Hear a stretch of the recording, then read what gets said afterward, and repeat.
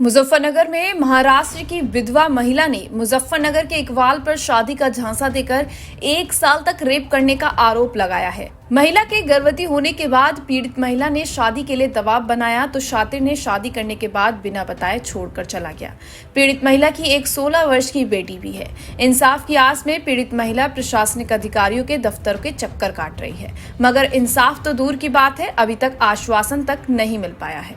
पीड़ित महिला ने जल्द इंसाफ न मिलने पर जिला प्रशासन को वरिष्ठ पुलिस अधीक्षक कार्यालय पर आत्मदाह की चेतावनी दी है। शनिवार को महाराष्ट्र निवासी पीड़ित महिला नसीहा पुत्री मोहम्मद अहमद पत्नी इकबाल ने मीडिया सेंटर पर पत्रकारों से वार्ता कर अपना दुखड़ा सुनाया और सोशल मीडिया के माध्यम से अपनी बात प्रदेश मुखिया तक पहुंचाने की अपील की। पीड़ित महिला ने मुजफ्फरनगर के गाँव कशेरवा निवासी इकबाल पर शादी का झांसा देकर रेप करने का आरोप लगाया है।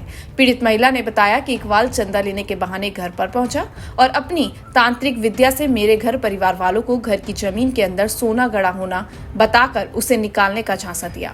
आरोप है कि सोने को निकालने के लिए 3 दिनों तक मंत्रों का जाप करने की बात कही और वहीं रुकने के लिए भी कहा। उसने बताया कि लालच में आकर परिवार के अन्य सदस्यों ने घर पर रुकने के लिए बोल दिया। आरोप है कि अगले दिन खुद को अविवाहित बताकर मुझसे शादी करने की बात कही। आरोप है कि इकबाल तांत्रिक का कार्य करता है और लोगों को जमीन में गड़े सोने को निकालने के बहाने ठगता है। आरोप है कि पीड़िता नसीहा की तरह अनेक महिलाओं के साथ निकाह कर रखे हैं। आरोप है कि सभी महिलाओं से उनकी प्रॉपर्टी बिकवाकर या जनरल पावर ऑफ अटॉर्नी अपने नाम कराकर प्रॉपर्टी बेच लेता है। ये भी आरोप है कि पीड़ित महिला की भी पावर ऑफ अटॉर्नी अपने नाम कराकर सभी प्रॉपर्टी बेचती है। शातिर इकबाल नसीहा को किसी काम से मुजफ्फरनगर जाने की बात कहकर गत वर्ष 2013 में छोड़कर आ गया था। जब भी वे अपने पति से बात करने के लिए इकबाल के भाई तराबू से संपर्क करती तो बात ना करते हुए बोला जाता है कि वह तो मर गया है। पीड़ित महिला महाराष्ट्र से अपनी 16 वर्षीय लड़की के साथ किसी तरह से मुजफ्फरनगर पहुंची और करीब 1 माह से सरकारी दफ्तरों के चक्कर लगाकर इंसाफ की गुहार लगा रही है। पीड़ित महिला ने शातिर तांत्रिक को सजा दिलाने और अपनी बेटी को इंसाफ दिलाने के लिए पोर्टल पर भी शिकायत की थी। इसके बाद हल्का दरोगा प्रशांत गिरी पीड़ित महिला की मदद करने का आश्वासन तो दिया, मगर कार्रवाई नहीं की। पीड़ित महिला ने पुलिस प्रशासन की कार्यशैली पर आरोप लगाते हुए कहा कि चंद रुपयों के लालच में रक्षक अपना कर्तव्य भूल गए और पीड़ित परिवार की ओर से आंखें मूंद ली। आरोप है कि कार्रवाई के नाम पर हल्का दरोगा प्रशांत गिरी द्वारा केवल आश्वासन मिला, उसके अलावा कुछ नहीं। पीड़ित महिला ने आरोप लगाते हुए यह भी कहा कि इकबाल के द्वारा अलग अलग जगहों पर 6 महिलाओं के साथ निकाह किया हुआ है, जबकि पहले से ही वह शादीशुदा है और मुजफ्फरनगर में उसकी पत्नी और 3 बच्चे रहते हैं। पीड़ित महिला ने इकबाल के परिवार के सदस्यों पर आरोप लगाते हुए कहा कि इकबाल द्वारा किए गए सभी गुनाहों में उसके परिवार के सदस्य भी बराबर के हिस्सेदार हैं। महाराष्ट्र से मुजफ्फरनगर पहुंची पीड़ित महिला ने योगी राज में महिलाओं की सुरक्षा और उनको शिक्षित करने के लिए चलाई जा रही अनेक प्रकार की योजनाओं पर सवाल उठाते हुए कहा कि एक और जहां योगी राज में महिलाओं को मर्दों के बराबर दर्जा दिया जाता है और बेटी बचाओ बेटी पढ़ाओ का नारा देकर बेटियों का सम्मान बढ़ाने का दावा करते हैं, तो वहीं दूसरी ओर योगी राज में पनप रहे वहशी दरिंदे महिलाओं को अपनी हवस का शिकार बनाकर उन्हें दर दर की ठोकरें खाने के लिए छोड़ रहे हैं। पीड़ित महिला का कहना है कि योगी राज में खाकीधारी भी तिजोरी के पहरेदार बन बैठे हैं। जहां पर इंसाफ मिला तो बहुत दूर की बात है, इंसाफ के नाम पर आश्वासन तक नहीं मिल पा रहा है।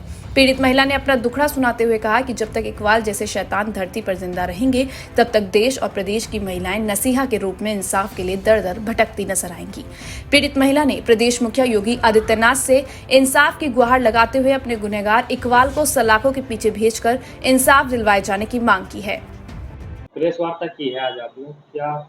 जी हाँ, मेरा कारण ये है कि हमारे इकबाल जो है मेरे घर वाले उन्होंने जो हादसा करे वहाँ भी ऐसे ही करे मेरे साथ। आपको बताई मैं कि उन्होंने मेरे को कुछ नहीं चाहिए, बस इंसाफ चाहिए। इन्होंने जो झांसे देते फंसाते, जो गड़े सामान सोना निकालने का जो झांसा देते, ये बहुत गलत है। मेरे जैसे व्यक्ति को मेरे साथ बलात्कार हुआ तो हुआ, बोले आप मतलब हमारे महाराष्ट्र में कम से कम बहुत सारे लोगों को लूट लिए, लेके आ लिए। शादी कब हुई थी आपकी? जी 2007 में। 2007 में शादी हुई थी। और कहाँ के रहने वाले हैं? जी यहाँ के मुजफ्फरनगर कसरवा के रहने वाले, दिल्ली के। अच्छा, आपने बताया इन्होंने और भी शादी की हुई है, आपको इसको हाँ। कब पता चला आपको? जी वो जानकारी ये हुई कि मेरे को 2008 क्या 10 के अंदर ही मालूम हो गया इनके घर आई थी तो एक मालूम हो गया, इनके घर आई थी मैं 2-3 बार, जब मालूम हो गया उनसे मेरी उनकी झगड़े होते रहे। फिर ऐसे ही चलता रहा, बच्ची छोटी से बड़ी हो गई। 2008 में बेटी पैदा हुई, फिर रंजस होते गई, मतलब आते जाते बातचीत होते रही। 2009 में से पूरी बातचीत बंद हो गई हम दोनों की, ना उन्होंने कॉन्ट्रैक्ट करना ना मैं कॉन्ट्रैक्ट करना। इनके भाई को फोन करे, इनके भाई भी अब वो फोन नंबर भी बंद कर दिया, दूसरा हो गया। कॉन्ट्रैक्ट नहीं लेती, मर गया बोले, उसके बाद मेरे को कोई कॉन्ट्रैक्ट ही नहीं है। यानी मैं आजू बाजू वालों को पूछना करना चाह रही थी, तो वो लोग बताए फलाने जगह दिखा, अमकी जगह दिखा, मतलब गाँव के नामा बताने लगे। फिर अच्छे से मैं पूरा मालूमात कर ली। मालूमात करने के बाद अब 1 महीना आके पहले यहाँ सबका एप्लीकेशन लिखा के दी, यानी जो मंत्री बड़े लोग हैं उनको दी। तो ठीक है बोले, ओ क्या नाम दरोगा का, उन्होंने बोले ठीक है हम तुम्हारी ये करेंगे बोले। मैं एक बोलती हूँ वो एक लिखते, मतलब अब हमारी बात करने का अंदाज अलग है। मैं सिर्फ इतना चाहती हूँ वो लोग से, बस इंसाफ चाहिए। नहीं बोलते तो सिर्फ मरने का रास्ता है, दूसरा कौन सा रास्ता नहीं, दिमाग के हालत से। मैं अकेली तनहा कैसे जी सकती हूँ? और कितनी शादी की है वो? कम से कम 5-6 तो है, मेरे को कार्य बता करते सकती हैं हूँ। वो काम क्या करते हैं? यही काम उन्हीं ये करता है, मैं खजाना निकालता हूँ, लोगों को झांसे में देनी, मैं तांत्रिक हूँ बड़ा, यही बोलते हैं उन्हें। मेरे भाई को भी ऐसे ही फंसाए, मेरे को भी ऐसे ही फंसा के शादी कितने सालों से कॉन्ट्रैक्ट नहीं हुआ आपका उनसे? जी। कॉन्ट्रैक्ट तो देखो 2006 में हुआ था, ये खजाना निकालने की बात हुई थी। 2007 में शादी हुई।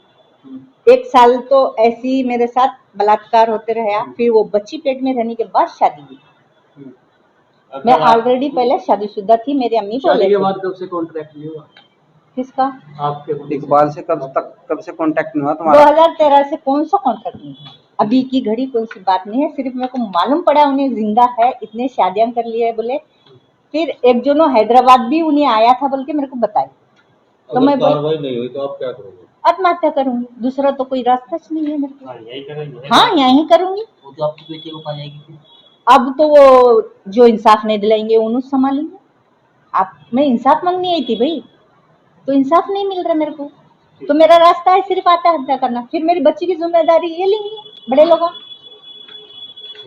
हाँ मेरी जिम्मेदारी तो यहाँ तक थी, अब उन्होंने लेंगे मेरी जिम्मेदारी। हर न्यूज अपडेट के लिए डिस्क्रिप्शन बॉक्स में दिए हुए लिंक से ज्वाइन करें रॉयल बुलेटिन का व्हाट्सएप ग्रुप और पाएं हर खबर सबसे पहले अपने व्हाट्सएप पर। अपने आसपास की खबरों के लिए सब्सक्राइब करें रॉयल बुलेटिन और इस वीडियो पर कमेंट के जरिए अपनी राय देना ना भूलें।